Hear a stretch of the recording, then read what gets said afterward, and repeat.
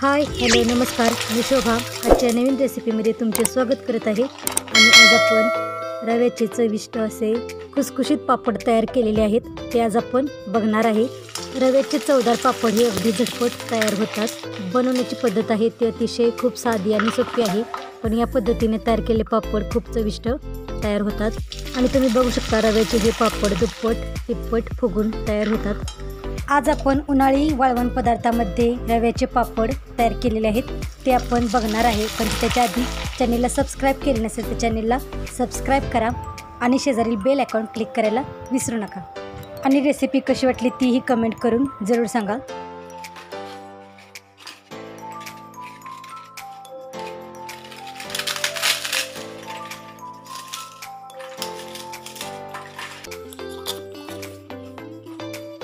आईच्या मदतीने मी रव्याचे पापड तयार करत आहे। तर या ठिकाणी आपण 1 किलो रवा मीडियम साईजचा रवा घेतलेला आहे।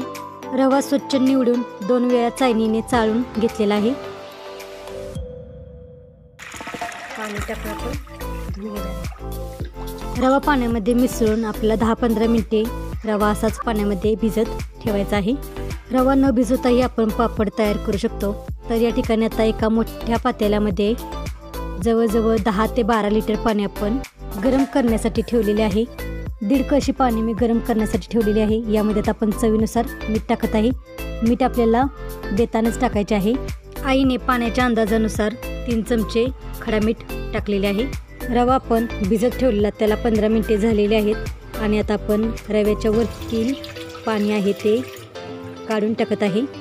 रवा भिजण्यासाठी आपण जास्तीचे पाणी घेतले होते, तर ते आता आपण रव्यातील पाणी काढून टाकत आहे। रवा पडायला लागला की आपण पाणी काढायचे बंद करणार आहे।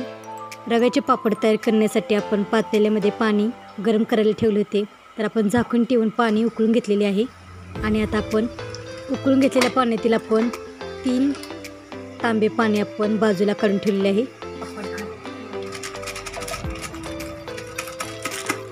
2 चमचे पापड असेल 1 चमचा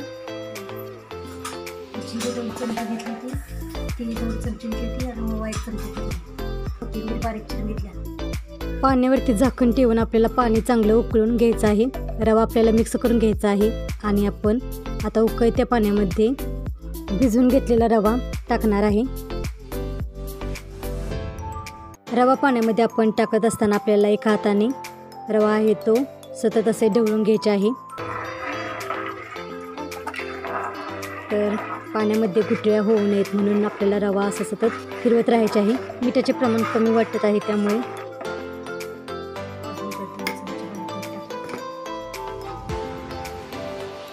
2 चमचे बारीक मीठ आणि आपण बाजूला काढून ठेवलेले गरम पाणी जसे लागेल तसे आपण थोडे थोडे करून यामध्ये टाकलेले आहे। आणि आपण रवा आहे तो गरम पाण्यामध्ये चांगला शिजवून घेत आहे। याला पण 30 मिनिटं झाले की शिजवतोय रवा त्याला।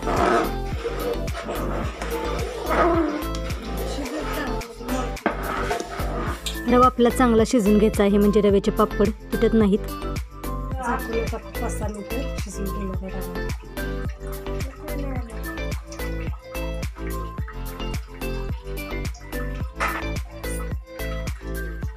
केले की शिजून ठेवायचं। 5-6 मिनिटं शिजवून घेतलेलं आणि आता अजून झाकण ठेवून आपण 5-6 मिनिटं शिजवून घेणार आहे। पिठाला चक्क केले की यामध्ये तीळ जिरं आणि ओवा, 2 चमचे जिरं, 2 चमचे तीळ, 2 चमचे ओवा करत मिक्स।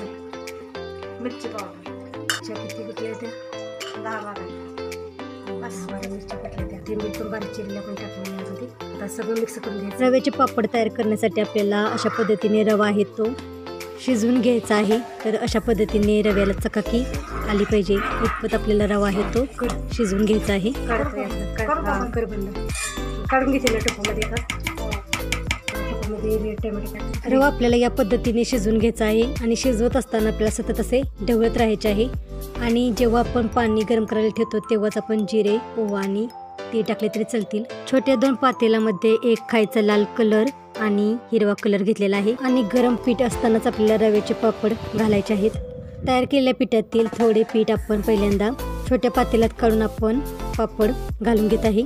आणि नंतर राहिलेले आपण नारंगी आणि सफेद पापड कुरवड्या रेसिपी पण चॅनलवरती अपलोड केलेली आहे। तर तीही रेसिपी तुम्ही जर बघितली नसेल तर तीही रेसिपी एकदा बघून घ्या। आणि आज आपण रव्याचे रंगबिरंगी पापड तयार केलेले आहेत। तर हे पापड आपल्याला 2-3 दिवस कडक उन्हामध्ये चांगले वाळवून घ्यायचे आहेत। 2 दिवस कडक उन्हामध्ये रव्याचे पापड वाळवलेले आहेत आणि 1 किलो रव्यापासून हा मोठा डबा भरून रव्याचे पापड तयार झालेले आहेत। तर मी आता तुम्हाला रव्याचे पापड तळून दाखवत आहे। तर खूप छान पद्धतीने रव्याचे पापड तळून होत आहेत आणि चवीलाही खूप छान लागत आहेत। तर अशा पद्धतीने आपण रव्याचे खुसखुशीत आणि चवदार रव्याचे पोळी पापड तयार केलेले आहेत। तर तुम्हाला ही आजची रेसिपी कशी वाटली ती कमेंट करून जरूर सांगा। आणि अजून चॅनलला सबस्क्राईब केले नसेल तर चॅनलला सबस्क्राईब करा आणि शेजारील बेल आयकॉन क्लिक करायला विसरू नका, म्हणजे मी पाठवलेली नोटिफिकेशन तुम्हाला वेळेवरती पोहोच होत राहील। आणि रेसिपी कशी वाटली ती कमेंट करून जरूर सांगा। आणि वेळात वेळ काढून रेसिपी पूर्ण बघितल्याबद्दल धन्यवाद।